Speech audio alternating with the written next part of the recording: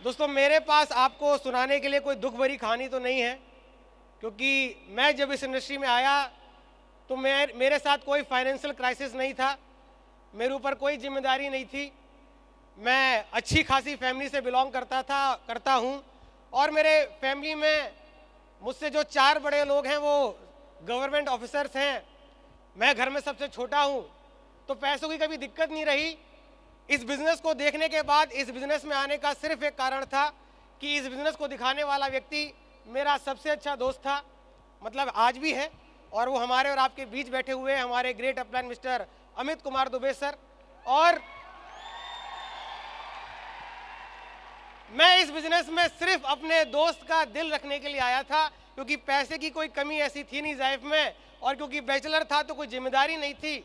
लेकिन जब मैंने इस इंडस्ट्री में अपनी शुरुआत करी, मैं बहुत छोटी सोच के साथ इस इंडस्ट्री में आया था।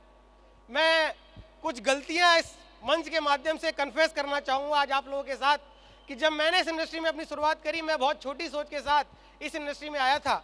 मुझे लगता था, जैसे बचपन से मुझे बताया गया था कि बेटा तुझे अच्छे से पढ़ाई लिखाई करनी है, नौकरी करनी है। मेरे फादर नौकरी में थे, मेरी 3 बड़ी बहनें नौकरी में थी। मुझे लगता था कि जीवन में नौकरी पाना ही सफलता की निशानी होती है, और मैं भी नौकरी करने के लिए पढ़ाई कर रहा था। लेकिन शायद परमपिता परमेश्वर को कुछ और मंजूर था।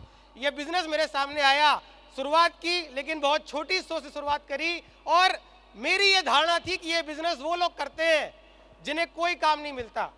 ये बिजनेस उनके लिए है जिनके अंदर कोई टैलेंट नहीं है, जो जिंदगी में कुछ नहीं कर पाए, वो एमएलएम करते हैं। इस सोच के साथ मैं एमएलएम में आया था। शुरुआत में जब मैंने इस इंडस्ट्री में शुरुआत करी, मेरे दोस्त, ये बताते हुए मुझे आज बड़ी ग्लानि होती है कि मेरे अंदर एक ईगो था, क्योंकि मैं एक अच्छे फैमिली बैकग्राउंड से बिलोंग करता था और मेरे जो आसपास लोग मेरे साथ काम कर रहे थे वो उतनी अच्छी फैमिली बैकग्राउंड से बिलोंग नहीं करते थे। तो मेरे अंदर एक एरोगेंस था कि यार मैं तो अमीर घर से हूँ, अच्छे घर से हूँ, ये लोग मुझे क्या बताएंगे जीवन में कामयाबी कैसे मिलती है। अगर इन्हें पता होता तो उनके घर वाले कामयाब नहीं होते क्या? आप सोचिए, इतनी छोटी सोच और इतने एरोगेंस के साथ इस बिजनेस की मैंने शुरुआत करी, लेकिन फिर भी कामयाबी मिली। उसका कारण है मेरे दोस्त एस्क्लेपियस वेलनेस का प्रोडक्ट। एस्क्लेपियस वेलनेस में आने के बाद मेरे फादर को 2012 में गले का कैंसर हुआ था और लगभग 4 साल मुंबई के टाटा मेमोरियल हॉस्पिटल में उनका इलाज चला।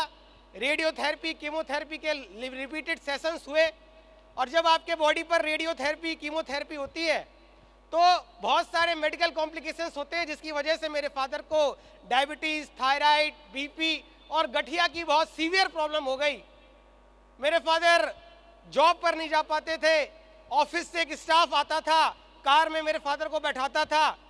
जिस बाप ने मुझे उंगली पकड़कर चलना सिखाया था, मैंने उस बाप को अपाहिज होते हुए देखा है मेरे दोस्त। लेकिन जैसा अक्सर होता है, मैंने एस्क्लेपियस वेलनेस जब प्रोडक्ट यूज़ करने के लिए उन्हें रिकमेंड किया, क्योंकि हम अच्छी फैमिली बैकग्राउंड से हैं और हमें अमिताभ बच्चन के रिकमेंड किए प्रोडक्ट यूज़ करना ज़्यादा अच्छा लगता है, ऐश्वर्या राय के रिकमेंड किए प्रोडक्ट ज़्यादा अच्छा लगता है। एस्क्लेपियस का कहीं प्रचार नहीं आता था, उन्होंने मना कर दिया। लेकिन जब मैंने कई बार जिद करी, बेटे की जिद के आगे बाप को पहली बार मैंने झुकते हुए देखा और उन्होंने प्रोडक्ट यूज़ किए। मेरे दोस्त, लोग मुझसे पूछते हैं कि आदित्य सिंह तुमने क्या कमाया, कितना कमाया? मेरे दोस्त, मैंने एस्क्लेपियस वेलनेस से अपना बाप कमाया है। इससे बड़ी दौलत मेरे लिए दुनिया में कोई नहीं है। उस दिन के बाद एस्क्लेपियस वेलनेस मेरे लिए कंपनी नहीं रही मेरे दोस्त, एस्क्लेपियस वेलनेस मेरे लिए मंदिर बन चुका है। लोग मुझसे बोलते हैं, सर आज तक आप बैचलर क्यों हो? मेरे दोस्त, मैंने इस बिजनेस को मंदिर की तरह पूजा है, और एक मंदिर में जैसे पुजारी नेक नियत के साथ निस्वार्थ भाव से काम करता है, एस्क्लेपियस वेलनेस में उस दिन के बाद आदित्य सिंह ने निस्वार्थ भाव से काम किया और अपनी वर्णमाला में 3 शब्द ऐड कर लिए, जिन 3 शब्दों की वजह से मैं इस बिजनेस में यहां तक पहुंचाया। आप जानना चाहते हैं वो 3 शब्द कौन से थे? वो 3 शब्द अगर आपने भी अपनी वर्णमाला में शामिल कर लिए, मैं आपसे वादा करता हूं, मैं आपको गारंटी देता हूं, आने वाले 5 साल में आप भी इस मंच पर खड़े होंगे। और वो 3 शब्द थे, जी गुरु जी। मेरे दोस्त, मैंने आज तक अपने अपलाइन से सवाल नहीं पूछा। मेरे अपलाइन ने आज तक मुझे जो गाइडलाइन दी, मैंने उसके प्रति सवाल नहीं पूछा कि सर ऐसा क्यों करना है। मेरे अपलाइन ने मुझे बोला तुझे गाजीपुर जाना है, मैं गाजीपुर गया। मेरे अपलाइन ने बोला तुझे कौशाम्बी जाना है, मैं कौशाम्बी गया।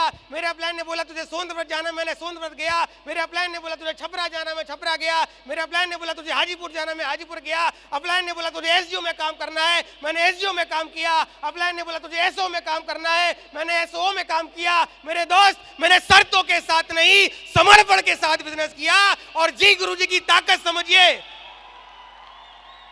जी गुरुजी बोलने की ताकत समझिए। एक व्यक्ति जो सोचता था कि सरकारी नौकरी करके साल का 10-12 लाख रुपए कमाएगा, आज एस्क्लेपियस वेलनेस से जी गुरुजी बोलने की वजह से आज इस बिजनेस से हर महीने 14 से 15 लाख रुपए की इनकम करता हूं। ये ताकत है जी गुरुजी बोलने की।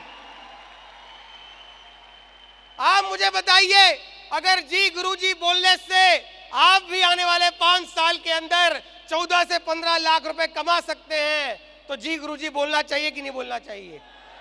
अगर अपलाइन के साथ, समर्पण के साथ काम करने से 6 साल के अंदर 5 करोड़ रुपए की इनकम आ सकती है, तो मुझे बताइए अपलाइन के साथ, समर्पण के साथ बिजनेस करना चाहिए कि नहीं करना चाहिए।